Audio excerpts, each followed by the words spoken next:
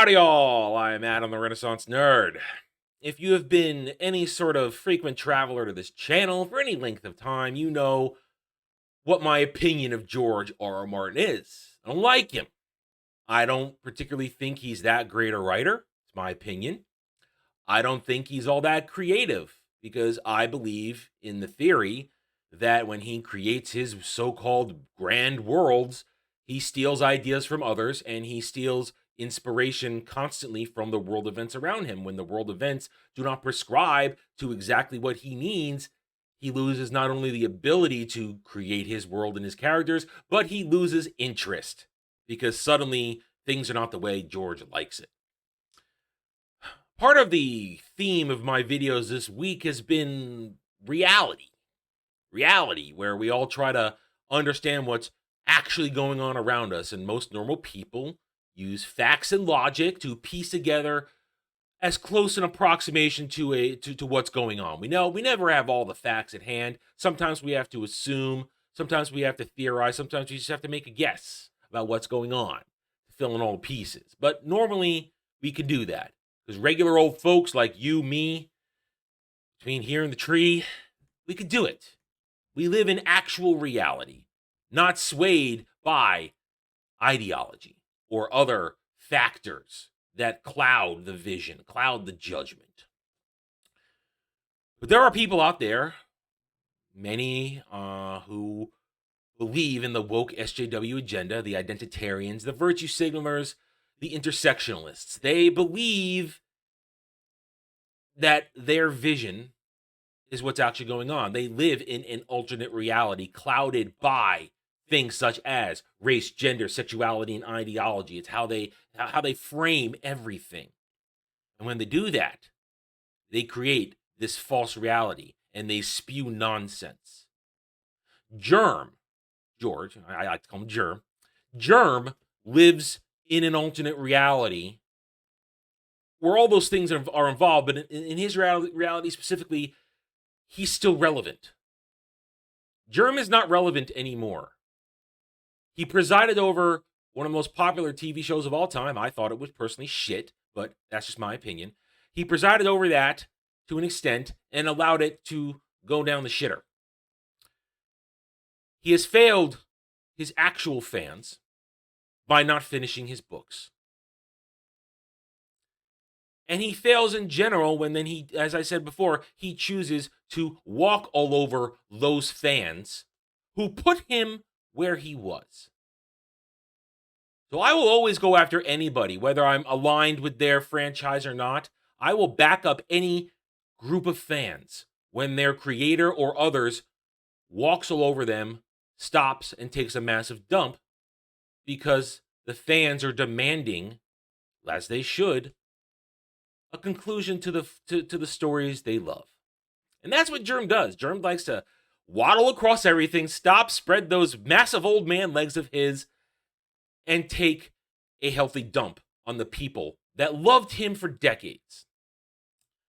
But then, like the stupid old man that he is, he has to then even garner more attention from me. I mean, I already did a video a couple weeks ago where he attacked fans. That was good enough for me. That satisfied me for a while.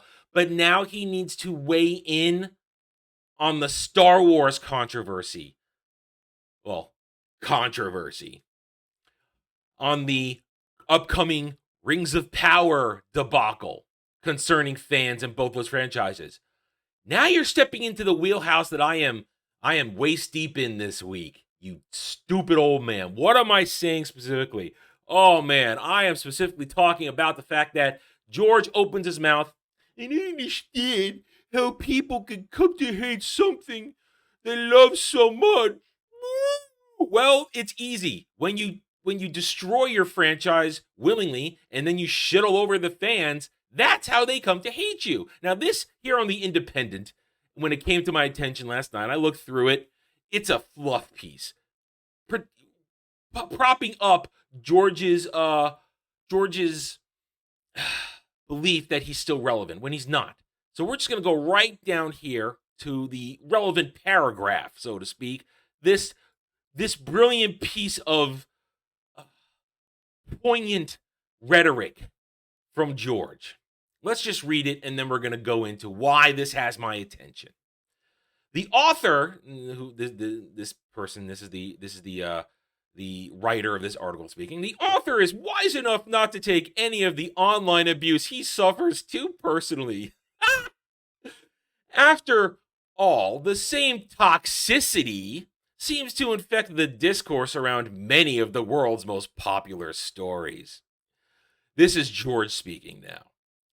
The Lord of the Rings of Power, isn't even on yet. It will stream on Amazon in September. But if you follow what's going on online, the controversy about it is like World War II. They're dropping atomic bombs on each other. Hey, genius, only one country dropped an atomic bomb in World War II. You moron. He says incredulously of the fans who howl about any perceived deviation from the source material. You see the angle from which this writer of this article is coming at. You hear controversies about some of the Marvel shows and Marvel movies, certainly about the DC characters. It used to be if you were a fan of Star Trek, you liked Star Trek. Now it seems like half the people who call themselves Star Trek fans hate Star Trek. And the Star Wars fans hate Star Wars. And the Tolkien fans hate Rings of Power. What the hell? Now, maybe it's because it's changing, but as a writer, you'd go crazy if you didn't change it somehow. You want to tell the new stories, not tell the same stories over and over again.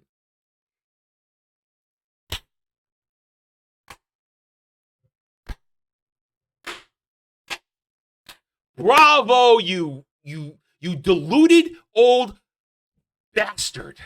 Catch myself there. You deluded old bastard. Who the hell do you think you are? Let's pick this apart, shall we? It's glorious to watch somebody destroy what maybe little bit left of relevancy they had in the eyes of people who may have been hanging on, hoping that they would change their tune. First of all, the author of this, who are they? Who wrote this? Does it say here? No, it doesn't say up here. Kevin E.G. Perry. Kevin E.G. Perry. Kevin E.G. Perry clearly is on the side of the shill media, the stands, the people behind creating these disaster shows that fans just shut up and consume. Just sit down and shut up and consume. You should just be happy that these things are here. By words like, using the words toxicity, that's the sign that you are an SJW stooge. You're a woke asshole. And this line right here, comment that fans are the fans who howl at any perceived deviation from the source material are bad. That is who is coming to George. This is an ally of the woke SJW crowd. Now let's look at what George said, line by line. Time's up. Here it comes. You know that secretly George loves the existence of the Rings of Power because he set out to subvert Tolkien. He set out to subvert Tolkien and try and steal Tolkien's thunder, to be, for lack of a better term, the Antichrist to Tolkien, to be the opposite. And if he had completed his works, he might have been able to sit on that shelf and be the opposite. The guy who doesn't like heroes, the guy who likes a grimy, disgusting world where everybody's a piece of shit and nobody does anything for just doing the good, moral, right reasons. Everybody does everything for sinister motivations, for selfish motivations. Because, guess what? Because Germ, that's how Germ lives his life. He does things for selfish reasons. He doesn't do things for any sort of altruism for the fans, like he should. Because we do these things, yes, those of us who are producing works, who are creating content, whatever way, shape, or form, yeah, we do it because we want to make a living. But also, if you really enjoy it, and we're going to come to that at the end of his quote here, we do it because we like giving these stories to the fans. We like giving the fans something to enjoy, something to have fun with, something to talk about, something to engage over and escape to. That is part of the fun.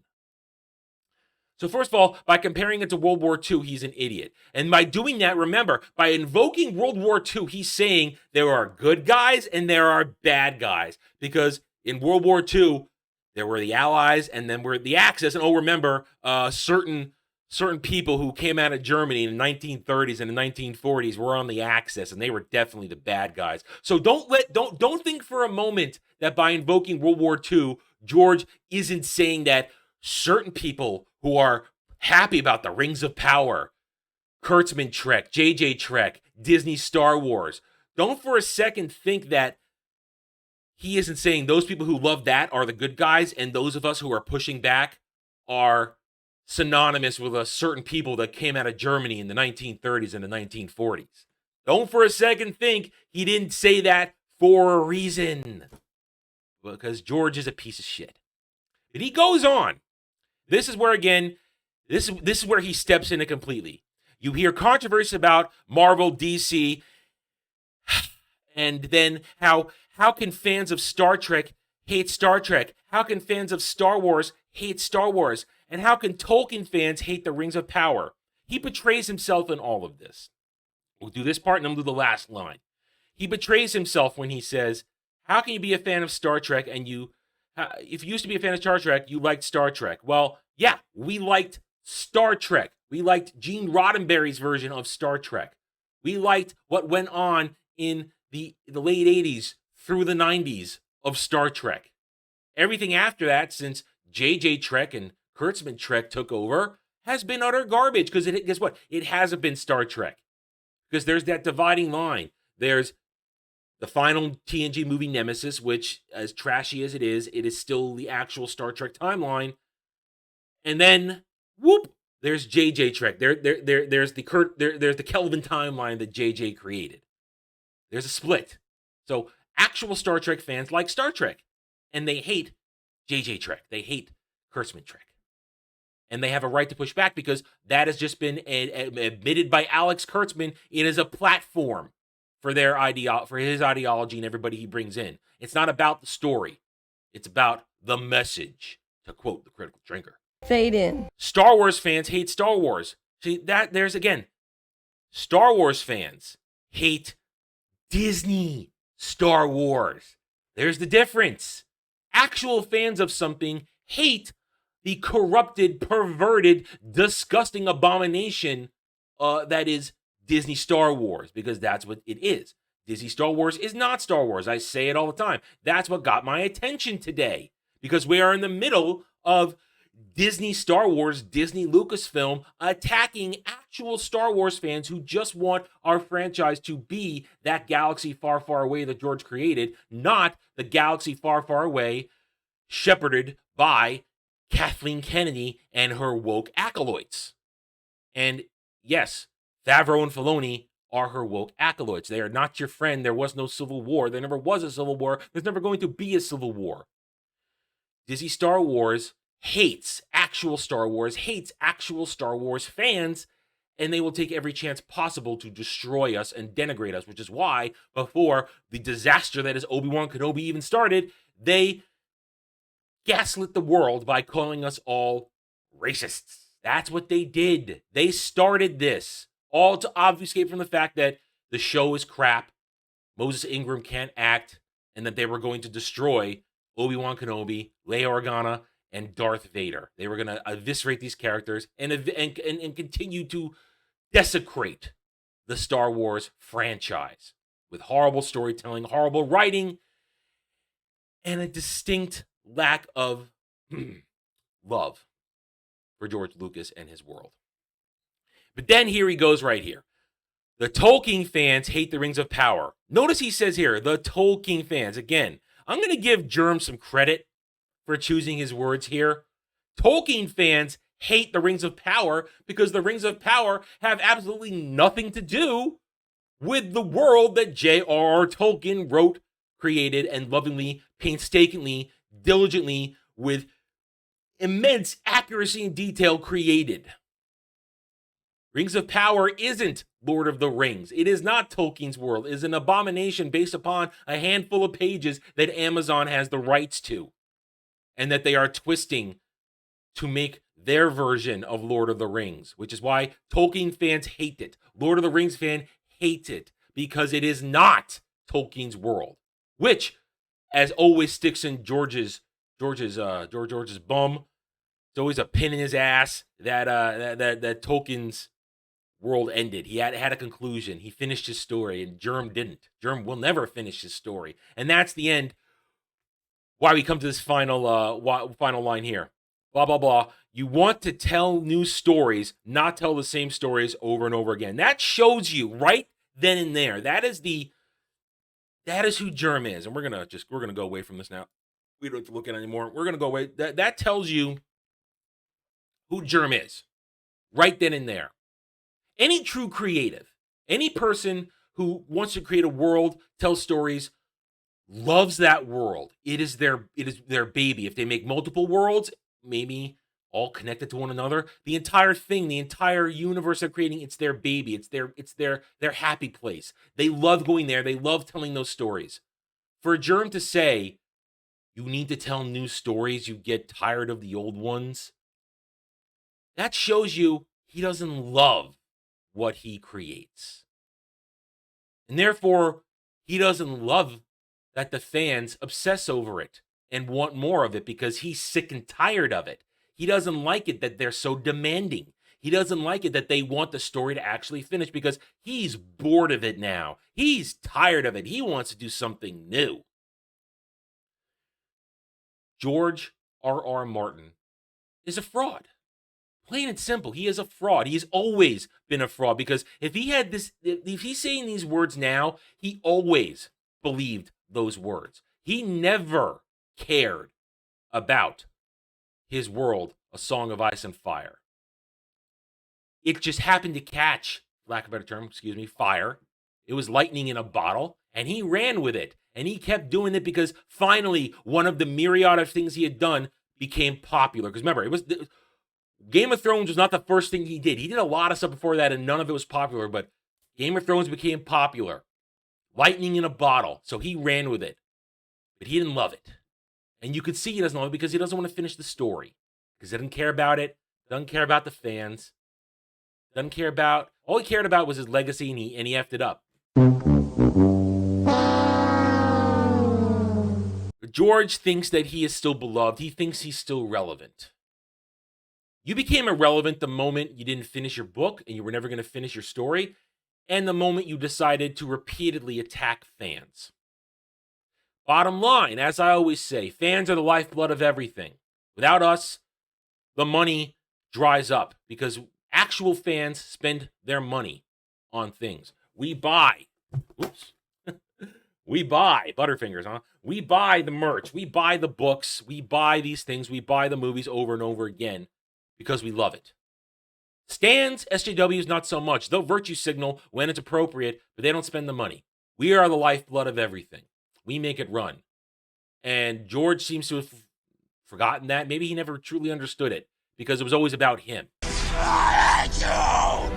George R. Martin is a fraud. F him. F Disney Star Wars. F JJ Trek, Kurtzman Trek. And F Amazon Lord of the Rings. All right, I'm done. Thank you for watching this video. If you enjoyed it, a like would be very much appreciated. If you're new here, I invite you to subscribe to me right here on YouTube, where I'm here to earn your trust and support using facts and logic, because facts and logic don't care about fee-fees. Hit the notification button, share my video if you like what I'm preaching, and by all means, leave comments. Even if you disagree with me, that's just fine. Normal people can still find common ground when they disagree, because we're not insane, crazy stans and SJWs who are all cowards behind keyboards. I don't care what they think. I will never care what they think. And it really, really twists their panties that I feel that way, and many others do. Thank you again for watching this video. Take it easy. Thanks for watching, everybody. If you want to get in touch with me, you can reach out to me at therentnerd@gmail.com. That email's for channel business only, so I check it on a daily basis. Also, you can find me at the Geeks and Gamers forums under @ROAS, and you can find me at Rumble and Odyssey, The Renaissance Nerd. Thank you again. See you next time.